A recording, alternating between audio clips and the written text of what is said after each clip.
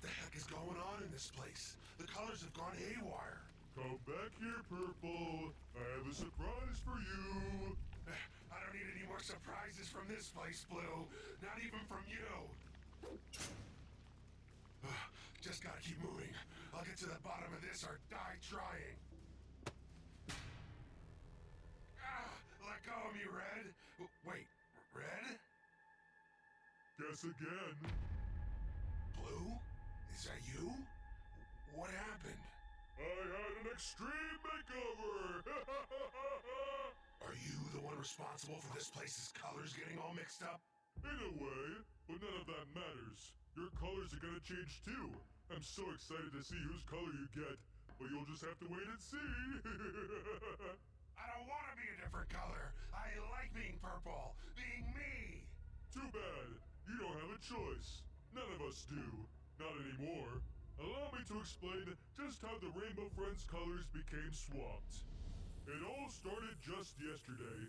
Red was, as usual, testing out his latest scheme to turn human again.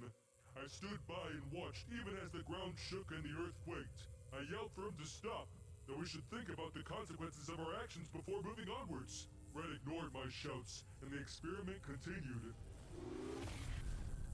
His lab started to tear apart, as its walls and floors and everything within distorted and shifted colors. It was like being in a kaleidoscope.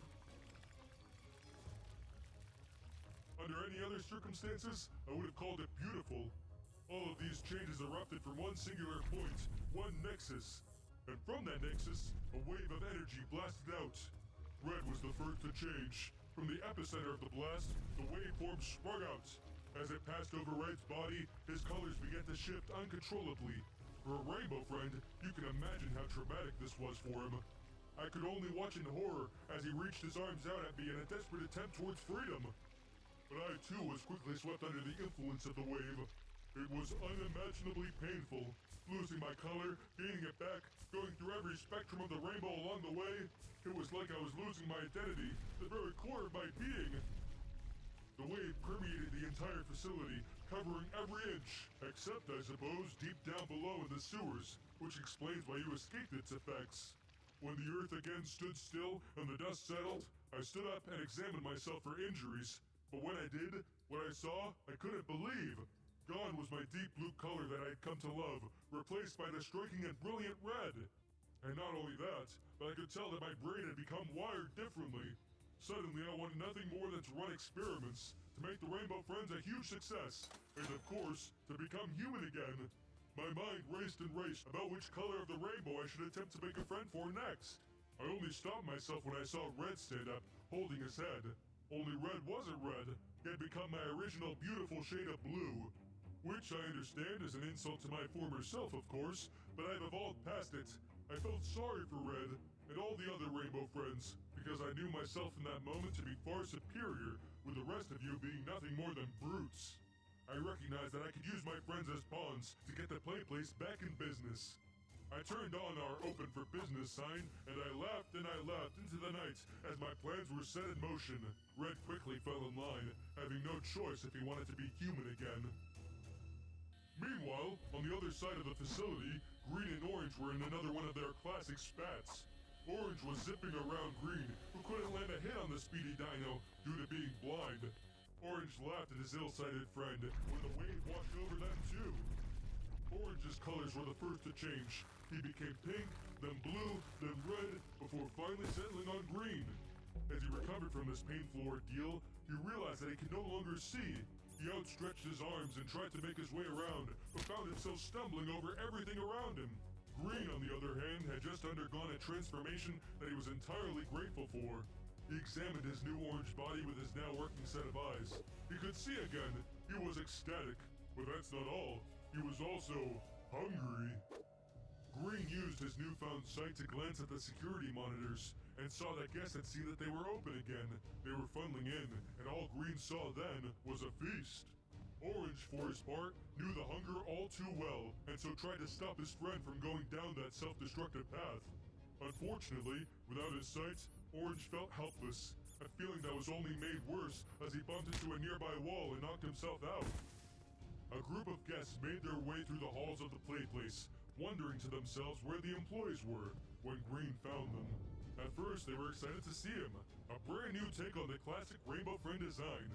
But their smiles quickly turned to frowns, their laughter turning to cries as Green set upon them. He was vicious and out for blood. To stop his tirade, I sent my right-hand man, my enforcer, Red. Caught between the two monsters, the guests fled, and Green was outraged.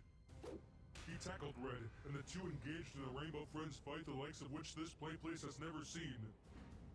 Red had my strength, but Green now had Orange's vicious temper as well as his sight. It was a close battle, but Green eventually came out on top. As Green stood victorious, a bumbling Orange tripped over Red and knocked Green out by accident. Red awoke, and the two of them dragged Green to the lab to contain him. I helped the two to restrain Green, who at this point was absolutely freaking out, shouting about how hungry he was. Despite this, I was able to re-engage my plans, and soon, the playplace was once again full of happy guests. It was like back when it first opened. With money flowing in, surely I'd be able to use the funds to research new developments and make us all human again. Unfortunately, Green was not on board. From the lab, he mustered the strength to break free from his restraints. Enraged and unruly, he began to completely trash the lab. As a result of his destruction, once more the nexus point from the previous experiment sprung to life, and the color wave returned. The wave shot out through the facility, and once again us Rainbow Friends felt its effects. But we weren't the only ones. The guests too were changing colors, convulsing on the ground in pain. As for us, we became feral, as Green had, and started chasing after the mutating guests, sending them running for their lives. I still don't know exactly what became of them. I wonder if their families accepted them back in. Regardless, us Rainbow Friends soon passed out. When the event was over, I alone woke up and glanced at my friends. I retained the color of red, and with it, his drive, his cunning. And so, I got to work once more. I contained the remaining friends, their colors now twisted and shifting to no end. They're all now locked up in my lab. That's right, Blue's lab.